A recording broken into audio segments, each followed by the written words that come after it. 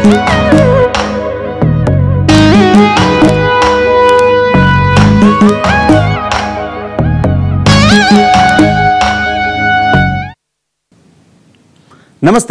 వేసవి వెళ్లిపోయింది, వాన చినుకు సందడి చేస్తోంది. ఇంతకాలం నీటి జాడలేక కళతప్పిన జలపాతాలు మళ్లీ జలసిరులతో పరుగులు పెడుతున్నాయి. కొండలపై నుండి జాలువారుతూ నాట్య మయూరాలను తలదెన్నే అందాలతో అలరిస్తున్న తెలంగాణలోని వాటర్ ఫాల్స్ పై స్పెషల్ స్టోరీస్ చూద్దాం.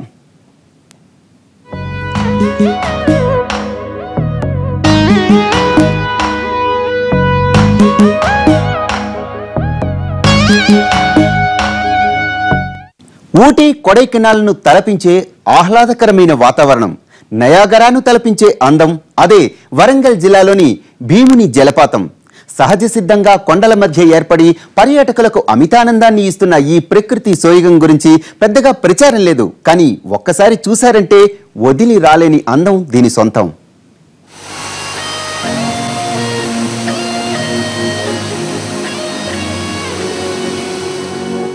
ఇదే భీముని జలపాతం. చుట్టూ అందమైన కొండలు, అంతకంటే మధురానుభూతి కల్పించే పచ్చని చెట్లు, మనస్సును ప్రశాంతతలోకి తీసుకెళ్లే వాతావరణం ఇక్కడి ప్రదేశం ప్రత్యేకం. వరంగల్ జిల్లాలోని గూడూరు మండలం కొమ్మలవంచ కోనలోని గుట్టపై భీముని పాదం ఉంది.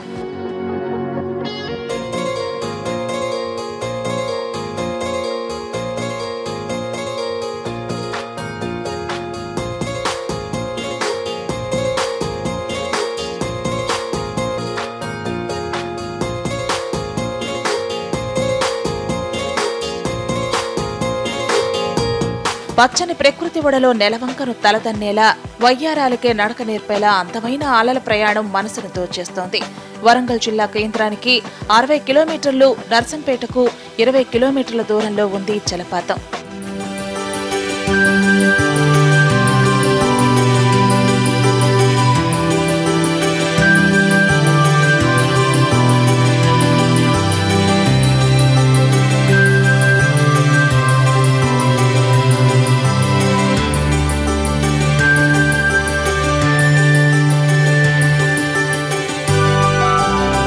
లోని నీరు గుట్టపై నుంచి వస్తుందని మాత్రమే తెలుసు. కానీ అది అసలు ఎక్కడి నుంచి వస్తుందో మాత్రం ఎవరికీ అంతుపట్టదు.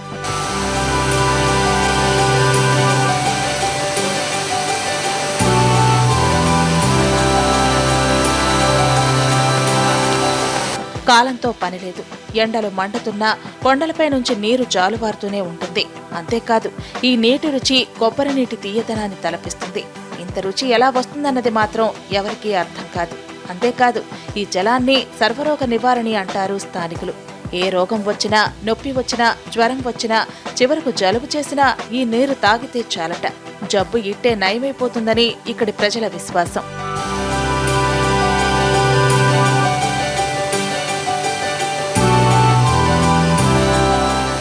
మాకు 2-3 రోజులు ఒక జ్వరం వచ్చింది అనుకో, మేము వాటర్ను వచ్చి ఒక 2-3 రోజులు ఒక రోజు తాగినాం అనుకో, మాకు ఆ జ్వరం అనేది పోతుంది, దగ్గు అనేది పోతుంది, పరిచయం అనేది పోతుంది. ఇక్కడ మాకు చరిత్ర జరుగుతుంది. రాగట్ల పోగట్లు పర్యాటక కేంద్రాన్ని చేసిరు ఒకటి.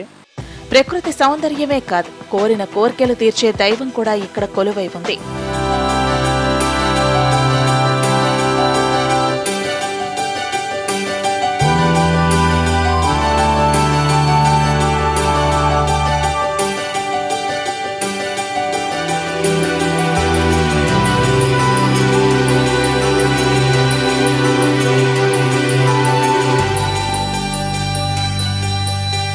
పార వినాశిని విగ్రహంతో పాటు భీముని పాదం అందరినీ అప్పురపరుస్తుంది. ప్రతి ఆది, సోమ, శుక్రవారాల్లో ప్రత్యేక పూజలు నిర్వహిస్తారు.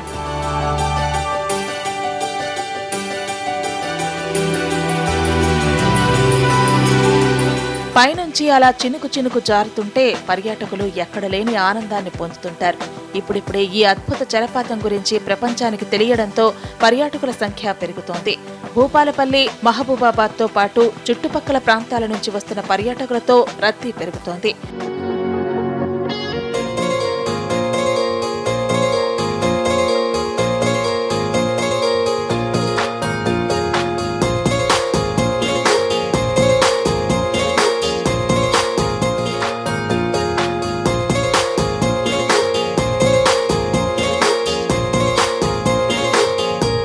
క్లియర్ కట్గా మనకు అక్కడ భీముడు స్వయంగా వచ్చి వేసిన పరిస్థితుల్లో మనం చూడలేకపోయినా ఇప్పుడు అతను చూసినట్టుగా పాదం చూసినట్టుగా మనకు అవపడుతుంది.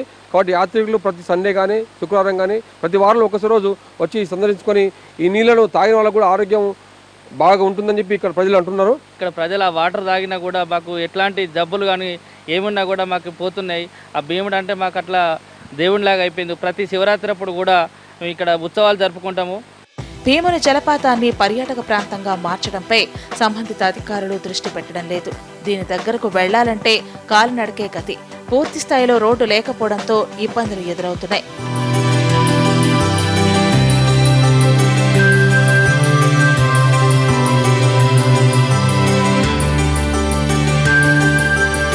ఇంత లోపలికి ఇంత మంచి ప్రదేశం మనకు తెలియకుండా ఇంత సడన్గా వచ్చిందని సో చూసిన తర్వాత చాలా మంచిగా అనిపిస్తుంది ఇక్కడికి వచ్చిన తర్వాత. కానీ వస్తే రహదారిగా కొండలు గుట్టలు కాబట్టి కొద్దిగా అంత బాగాలేదు. ప్రభుత్వం దీన్ని పైకి తీసుకొచ్చి ఇంకా పర్యాటక ప్రయత్నం కింద తీసుకొస్తే ఫ్యామిలీస్ తోటి వచ్చి ఎంజాయ్ చేయడానికి కొద్దిగా మంచి ప్లేస్ ఉంటుంది. అండ్ కొద్దిగా అటవీ ప్రాంతం కాబట్టి ఇక్కడ ఎవరినైనా కొద్దిగా ఉంచి మెయింటైన్ చేసేటట్టు ఉంటే ఫ్యామిలీస్ తోటి పిల్లలు వచ్చినప్పుడు లేకుంటే సమ్మర్ క్యాంప్స్లు కానీ ఇలాంటి టైంలో వచ్చినప్పుడు కొద్దిగా ఎంజాయ్ చేయడానికి కొద్దిగా మంచిగా ఉంటుందని చెప్పి కాస్త దృష్టి పెట్టి కొన్ని సౌకర్యాలు కల్పిస్తే చాలు ఇదో గొప్ప పర్యాటక ప్రాంతంగా మారుతుంది.